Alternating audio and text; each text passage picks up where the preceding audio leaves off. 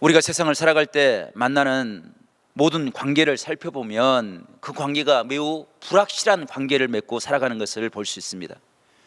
그 불확실한 관계 때문에 사람들이 많은 스트레스를 받고 불안해하는 것을 봅니다. 예전에는 평생 직장이라는 말이 있었습니다. 하지만 요즘에는 직장을 다니는 사람도 그 사람을 고용하는 사업주도 결코 기대할 수 없는 말이 되어버렸습니다. 경기가 좋지 않으면 수많은 사람들이 정리해고를 당하는 것을 봅니다. 좋은 대우를 약속받으면 주저없이 이직을 하는 그런 사람들의 모습을 봅니다. 직장이 불안 가운데 빠져 있습니다. 세상 사람들은 가정을 지키는 일조차도 귀하게 생각하지 않습니다. 상황에 따라서 만나고 상황에 따라서 헤어지는 것, 그 만남과 헤어짐을 너무 쉽게 생각하는 경향을 보이고 있습니다. 가정이 너무 불안합니다. 그러니 우리의 삶의 근원 자체가 흔들리고 있으니 우리는 늘 평안함을 얻을 수 없습니다. 그것으로 인해서 많은 사람들이 정서적인 장애를 앓고 살아간다고 합니다. 요즘 일어나는 사건과 사고들과 깊은 관계가 되는 한 단어를 찾으라고 한다면 그것은 바로 정신질환입니다. 사건들이 일어나면 우리 마음속 깊이 가라앉아 있었던 정서적인 불안과 문제들이 걷잡을 수 없이 분출되는 그런 사회의 모습을 보게 됩니다. 2021년 보건복지부에서 정신건강 실태조사 결과를 발표했습니다. 그 발표에 따르면 성인의 4명 중 1명이 정신적인 건강의 문제를 경험했다고 합니다. 그런데 더 걱정스러운 것은 이런 장애를 진단받은 사람들이 의사들의 치료나 전문가들과 상담하는 그 퍼센테이지가 12%밖에 되지 않는다는 것입니다. 많은 사람들이 혼자서 방황하고 혼자서 불안감을 가지고 있는 것입니다. 옥천군에서도 관내 5개 중학교 2학년 학생들을 대상으로 청소년 정신건강 실태를 조사했습니다. 2021년에는 그 대상이 336명이었습니다. 2022년에는 329명의 대상자를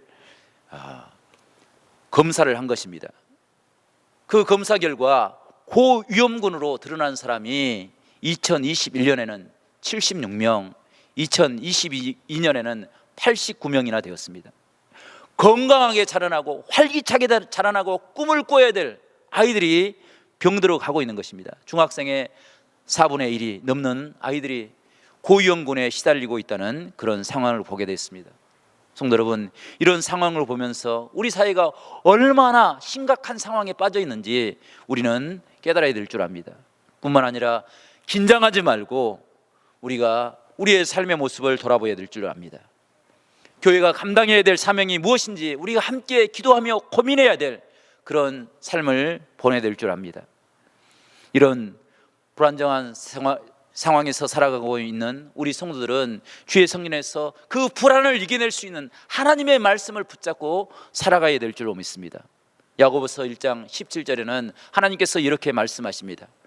온갖 좋은 은사와 온전한 선물이 다 위로부터 빛들의 아버지로부터 내려오나니 그는 변함도 없으시고 회전하는 그림자도 없으시니라. 아멘. 성도 여러분, 여기에서 회전하는 그림자도 없다라는 이 말을 공동번역에서는 우리를 외면하심으로써 그늘 속에 버려두는 일이 없다라는 말로 번역을 했습니다.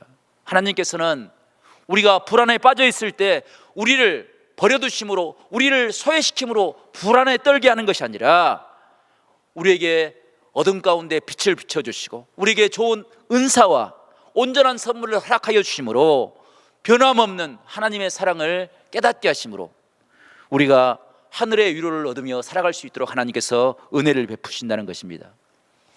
우리가 이 은혜를 기억하면서 우리 옆에 분들과 함께 먼저 믿음의 인사를 나누겠는데요, 오늘은 이렇게 인사하시기를 원합니다. 하나님은 우리의 위로자가 되십니다. 그 위로하심이 우리에게 가장 큰 능력이 됩니다.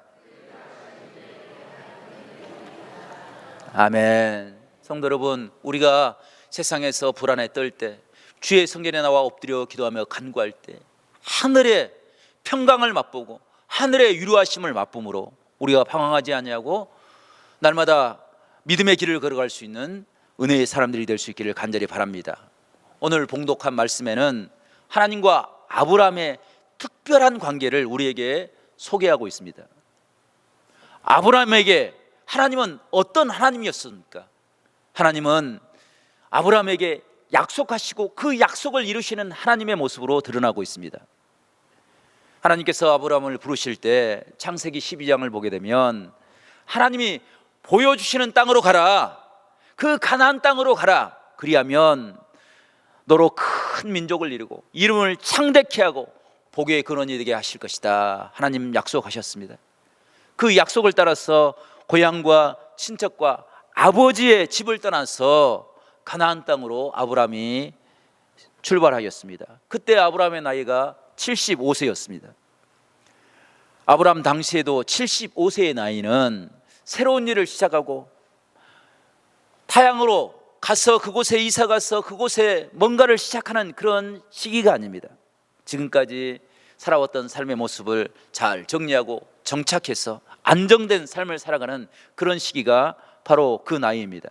그런데 아브라함은 하나님의 말씀에 언약을 붙잡고 갈대아 우르를 떠나서 가나안 땅으로 이사를 왔습니다. 갈대아 우르에서 가나안까지 거리를 공부해 보니까 1500km나 되는 그런 먼 거리였습니다. 그 거리를 가족들과 가축을 데리고 차도 없고 배도 없고 비행기도 없는 그때 상황에서 걸어서 한 걸음 한 걸음 걸어서 그 거리를 걸어간다는 것은 너무나도 힘들고 어려운 위험한 여행이 되었습니다. 그런데 그 모든 것들을 다 감내하고 아브라함의 가족은 가나안 땅으로 왔습니다. 그런데 가나안 땅에 정착한 것보다 훨씬 더 어려운 일이 아브라함의 가정에 있었습니다. 그것은 아브라함과 사라에게 하나님께서 창대케 하시겠다 약속하셨던 그 자식이 없었다는 사실입니다. 그로 인해서 그 가정에 여러 번 위기를 겪게 됩니다. 창세기 15장 2절 말씀 보게 되면 이제 포기해버리고 아브라함의 종 엘리에셀을 상속자로 삼겠습니다 라고 하나님 앞에 탄식하는 그런 모습을 기록하고 있습니다. 뿐만 아니라 창세기 16장에 보게 되면 사라가 생각지 못한 사고를 치게 됩니다. 사라는 자신의 여종 애굽 여인 하갈을 통해서 자식을 얻기를 원했습니다. 그래서 그 여인을 아브라함에게 들여보낸 것입니다. 그래서 얻은 자식이 이스마엘입니다. 그런 혼란한 가운데서도 하나님께서는 결코 그 가정을 포기하지 않고 날마다 찾아와서 하나님의 약속을, 이삭에 대한 언약의 약속을 선포해 주십니다. 이삭을 통해서 하나님은 그 가정을 하나님의 복된 가정으로, 은혜의 가정으로 세우실 것을 이야기합니다. 그런데 시간이 지나면 지날수록 그 믿음의 마음이 흔들리고 약해집니다. 11년의 시간, 그 시간 동안 사라는 자신의 모습을 깨달으며 특단의 조치가 필요한 것을 깨닫게 됩니다. 아브라함이 이스마엘을 낳은 때가 86세였습니다.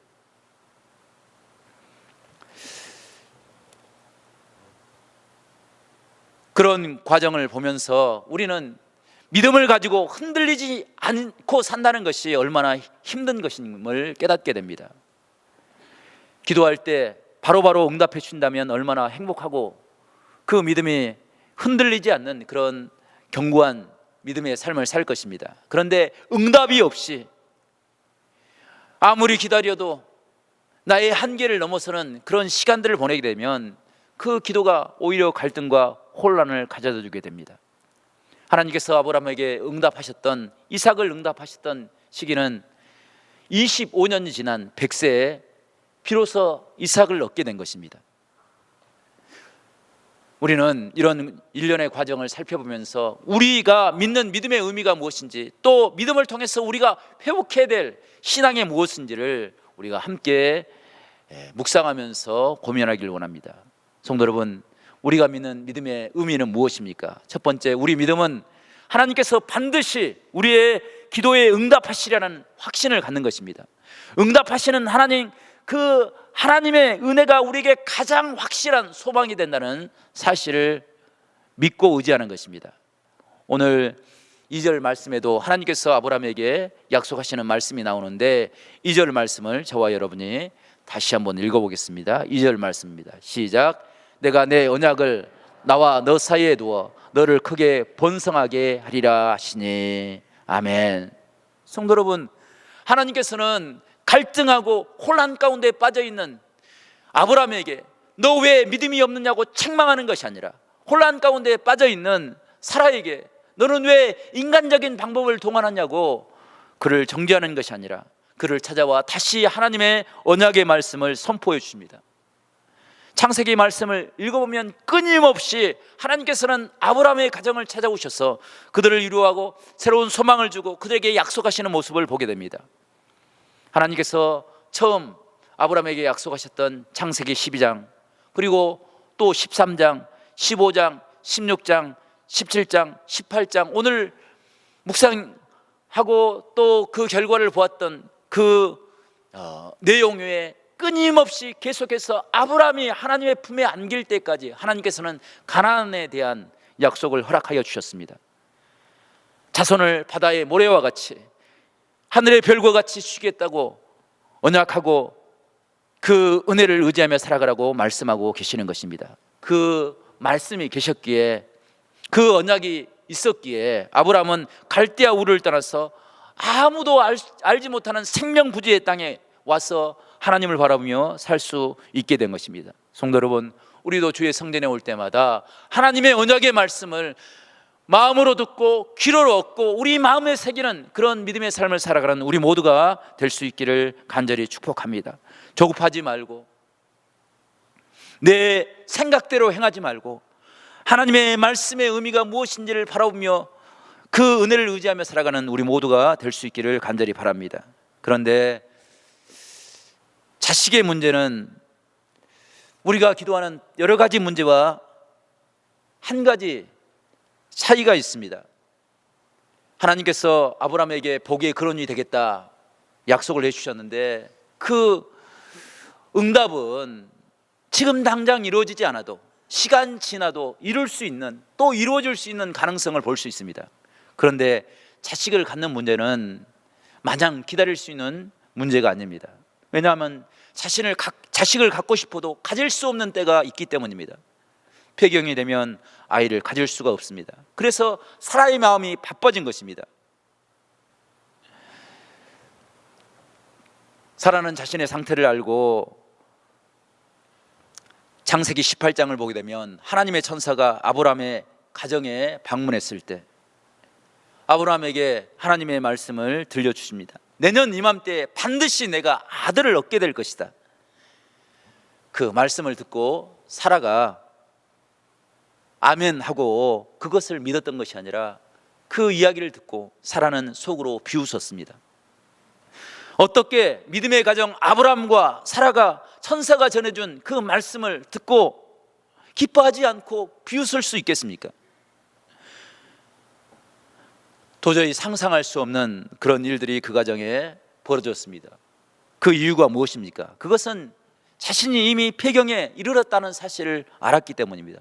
폐경이 된 자신은 자식을 가질 수 없다는 그런 경험을 가지고 있었기 때문에 하나님의 천사가 어떤 이야기를 해도 그것이 믿어지지 않는 것입니다. 그런 생각을 하는 사라는 얼마나 많은 스트레스를 받았겠습니까? 얼마나 많은 갈등을 겪었겠습니까? 그래서 사라가 선택한 것이 하갈이었습니다. 이스마엘은 하나님의 응답이 아니라 사람의 방법으로 태어난 불행한 아이였습니다. 이 작은 실수로 인해서 이스라엘 백성들은 돌이킬 수 없는 불행한 삶의 모습으로 빠져들게 됩니다. 성도 여러분, 이스마엘의 족보를 살펴보게 되면 그 후손들이 아라비아 반도와 중동 지역에 거처하게 됩니다. 그 아랍권의 모든 조상의 시조가 이스마엘이 된 것입니다. 그 자손들이 어떤 삶을 살았습니까? 끊임없이 전쟁을 벌이고 끊임없이 서로를 향하여 상처를 주는 그런 적대 관계를 이루어왔던 것입니다. 그 작은 한 번의 실수가 그런 아픈 역사, 그런 고통의 역사를 이루었던 것을 우리가 발견하게 됩니다. 창세기에서도 이삭과 이스마엘은 이복 형제였지만 항상 갈등 관계를 유지하며 살았던 것을 보게 됩니다. 이스마엘은 어린 이삭을 노리며 조롱했습니다. 그것을 발견하고 사라는 하갈과 이스마엘을 광야로 쫓아보냈습니다. 나중에 사도 바울은 이 모습을 언약의 관점에서 이렇게 해석했습니다. 이스마엘은 하나님의 뜻으로 태어난 아들이 아니라 사람의 조급함으로 잉태된 아들이다. 오직 이삭만이 하나님의 은혜를 누릴 수 있는 언약의 자손이라고 이야기합니다. 그래서 이스마엘은 옛 언약으로, 이삭은 새 언약으로 해석하였습니다. 이것이 사람의 조급함이 만들어낸 이스마엘의 모습입니다. 성도 여러분, 우리가 이 세상을 살아갈 때 우리의 삶 가운데 여러 가지 조급함이 있다 할지라도 끝까지 하나님의 말씀을 붙잡고 신앙의 방법을 놓치지 말고 하나님 앞에 엎드려 기도함으로 하나님과 동행하는 복된 삶을 살아가는 우리 모두가 될 수 있기를 간절히 축복합니다. 우리의 소망 되신 주님, 우리에게 가장 좋은 것을 응답하여 주시는 주님, 그 하나님의 은혜를 붙잡고 엎드려 기도하며 간구할 때 살아계신 하나님의 은혜를 깨닫는 신앙의 삶을 살아갈 수 있기를 바랍니다. 우리가 잘 아는 코카콜라, 세계적인 회사인데 이 회사를 일궈낸 사람이 로버트 우드러프라는 사람입니다. 그런데 원래 코카콜라는 펜버텀이라는 사람이 소화제 대용으로 이렇게 만들어낸 음료였습니다. 그것을 캔들러라는 사업가가 고작 $2,300의 그 사업권을 사들였습니다. 그리고 애틀란타에서 그 지역의 최고의 음료를 만든 후에 그 사업권을 $2,500만 만배의 이익을 남기고 로버트 우들로프의 아버지인 어니스트 우들로프에게 매각을 했습니다. 로버트 우들로프는 고등학교 다닐 때 그렇게 인정받지 못한 그런 학생이었습니다. 고등학교 시절 계속해서 낙제를 받아서 끝내 학교에서 추방을 당했습니다. 아버지는 그 아들을 군사학교에 보냈습니다.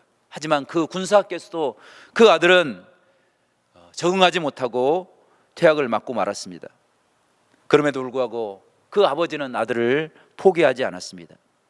그 아들은 작은 유리 공장에서 일당 60센트 작은 돈을 받고 삽으로 모래를 퍼담는 일로 시작을 했습니다.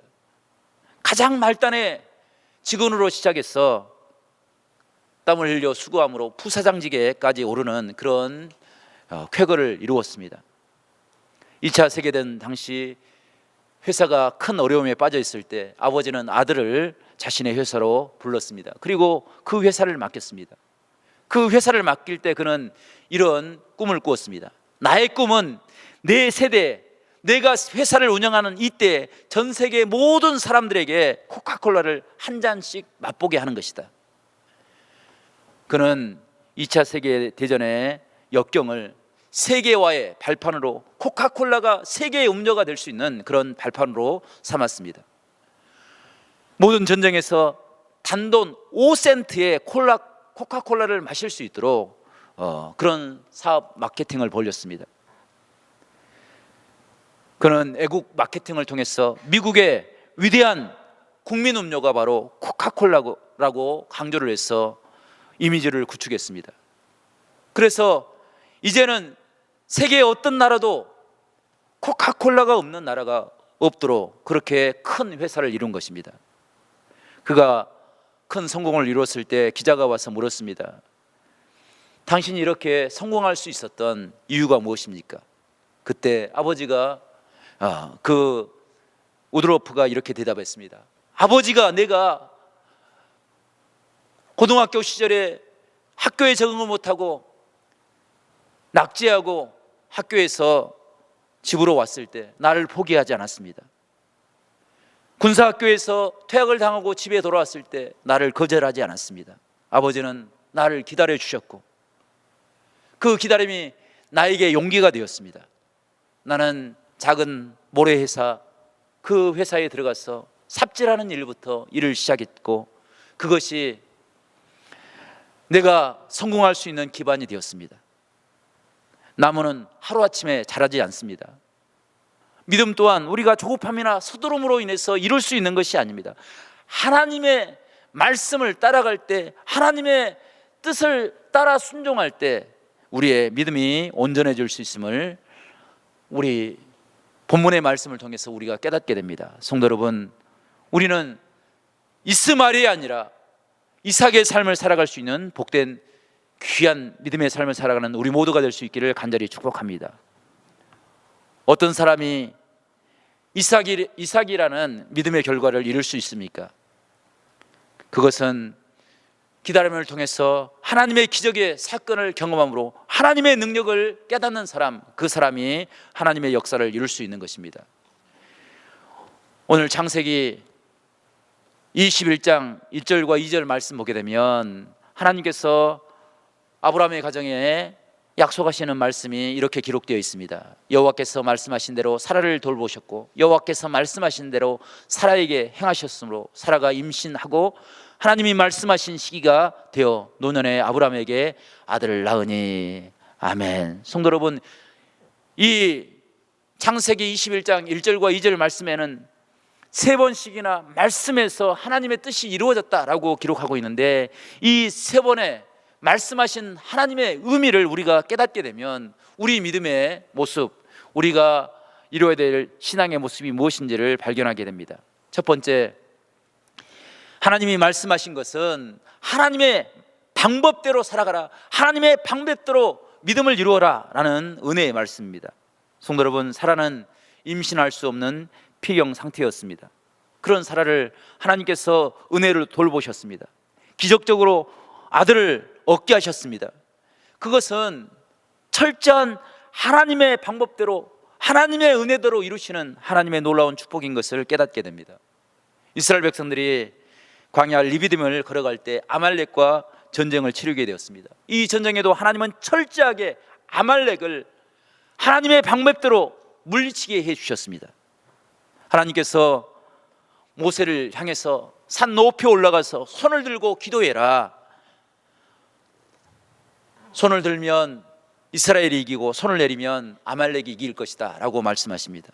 그런데 인간적으로 보면 모세가 손을 들고 기도하는 것과 전쟁과는 아무런 상관이 없는 것처럼 우리가 해석할 수 있습니다. 기도할 때도 우리가 굳이 손을 들고 기도하지 않아도 우리는 기도할 수 있습니다. 그런데 하나님께서는 산 꼭대기에 서서 모세가 손을 들고 기도하는 그 모습을 이스라엘 군대로 하여금 보게 한 것입니다. 그리고 용기를 얻게 하고 그들에게 하나님의 은혜를 깨닫게 하셨습니다. 그러므로 아멜렉을 무찌르는 여호와 니시의 축복의 역사가 일어나는 것입니다. 성도 여러분, 우리도 우리 가족들이 힘들고 어려운 상황에 위기에 처해 있을 때 그들을 위하여 기도하는 부모가 있고 교회가 있고 기도의 동역자들이 있음을 깨닫게 하시고 그리고 그 기도를 통해서 승리하는 하나님의 은혜가 임할 수 있는 그런 아름다운 축복이 우리 가운데 있기를 간절히 바랍니다. 두 번째로, 하나님의 말씀은 하나님의 권능을 상징합니다. 전능하신 하나님의 능력이 임하여서 아브라함의 삶의 문제가 해결되었음을 깨닫게 됩니다. 우리는 세상을 살아가면서 우리가 생각지 못한 많은 기적적인 사건들을 만나게 됩니다. 그런데 우리는 그 기적적인 사건을 통해서 하나님의 살아계심, 하나님의 권능을 보는 것이 아니라 단지 우리 안에 일어났던 기적에 만족하고 그곳에 머물며 살아가는 모습을 보게 됩니다. 하나님께서 이삭을 주는 과정에서도 하나님께서 전능하신 능력으로 함께 하셨습니다. 뿐만 아니라 아브라함을 아브라함이 되게 하셨습니다. 존귀한 아버지로 머무는 것이 아니라 열국의 아버지가 됨으로 하나님의 영광을 드러낼 수 있도록 하나님께서 은혜를 베풀어 주셨다는 것입니다. 가나안 땅, 아무도 알지 못하는 땅, 그곳에 홀로 머물렀던 그 아브라함을 온 세상을 하나님의 복음으로 변화시키는 그런 은혜의 자리에 세우셨음을 우리가 깨닫게 됩니다. 성도 여러분, 우리가 경험하는 여러 가지 삶의 문제, 기도해야 될 제목은 하나님의 기적을 만나는 축복이 되는 줄로 믿습니다. 우리가 수능 수험생들을 위해서 기도할 때 온 가족들이 끼어 기도함으로, 간구함으로 하나님의 은혜와 능력을 회복하는 축복이 있기를 간절히 바랍니다. 선한 사역을 통해서 우리가 지쳐있고 상하고 고통받는 사람들을 위하여 기도할 때 그를 위로하시는 하나님을 깨달음으로 우리가 하나님과 함께하는 축복의 삶을 살아갈 수 있기를 간절히 바랍니다. 세 번째로, 주님께서 말씀하신 그 의미는 하나님의 때가 있다는 것입니다. 내가 생각하는 때, 내가 기다리는 때가 아니라 하나님이 작정하시고 하나님이 정하신 때가 있기에 우리는 그 때를 바라보고 참고 인내해야 된다라고 말씀하고 계시는 것입니다. 하나님은 하나님의 시간에 하나님의 뜻을 이룰 수 있는 순종하는 사람들을 택하여 하나님의 역사를 이루어 오셨습니다. 어떤 목사님이 하나님의 때에 대해서 말씀을 설명하시면서 다윗을 통해서 이야기하는 것이 기억이 납니다. 하나님께서 다윗과 함께 하심으로 골리앗을 무찌르는 그런 놀라운 기적의 역사를 이루었습니다. 그래서 사람들도 다윗을 칭찬합니다. 사울은 천천, 사울은 왕이었지만 천천이지만 다윗은 만만, 모든 사람들을 이기는 능력의 사람이라고 칭찬했습니다. 그때 다윗이 왕이 됐다고 한다면 이스라엘을 통일시키는데 더 큰 역할을 했을 것입니다. 그런데 하나님은 그때가 다윗의 때가 아니라고 다윗에게 기다리라고 말씀하십니다. 만약 다윗이 그때에 골리앗을 이길 혈기를 가지고 왕이 되었다고 한다면 그 목사님의 해석은 왕으로 신하들과 함께 회의를 하다가 자신의 의견에 반대하는 사람, 그 사람을 쓰러뜨리는, 그 혈기로 그 사람을 쓰러뜨리는 일을 염려했기에 하나님은 그 때를 지나가게 하셨다는 것입니다. 그의 잘못을 지적하는 사람을 향해서 돌팔매질을 던져서 골리앗을 쓰러뜨리는 것처럼 그 사람들을 쓰러뜨릴까 봐 하나님께서는 다윗을 세우지 아니하셨다는 것입니다. 성도 여러분, 이것이 하나님이 우리에게 허락하시는 삶의 은혜입니다. 다윗이 혈기를 내려놓을 때 비로소 하나님은 그를 왕으로 세워주셨습니다. 그래서 다윗이 우리아의 아내를 범하여서 죄악에 빠져 있을 때 선지자 나단이 찾아와 다윗을 책망할 때 다윗은 돌이켜 회개하였습니다. 겸손한 모습으로 하나님의 음성을 듣고 하나님의 은혜를 깨닫게 된 것입니다. 성도 여러분, 우리가 세상에서 일할 때 도전하고 또 도전해도 일이 잘 이루어지지 않는다고 한다면 하나님의 때를, 하나님이 정하신 때가 아닌가, 우리의 모습을 돌이켜봐야 될 줄 압니다. 아직도 내 안에 혈기가 남아있지 않나, 내 자신을 돌이켜볼 수 있는 그런 지혜를 얻을 수 있기를 간절히 바랍니다. 그래서 혈기를 부림으로 자신의 뜻을 이루는 사람이 아니라 하나님의 뜻을 깨달음으로 하나님을 뒤따라감으로 하나님의 은혜를 회복할 수 있는 그런 이삭과 같은 복된 믿음의 사람들이 될 수 있기를 간절히 바랍니다. 혈기는 결코 하나님의 뜻을 이루지 못합니다. 모든 사람과 화평할 때 그곳에 하나님의 믿음의 은혜, 하나님께서 계획하신 아름다운 뜻이 이루어질 줄로 믿습니다. 우리가 그런 사명을 감당하는 복된 은혜의 사람들이 될 수 있기를 간절히 축복합니다.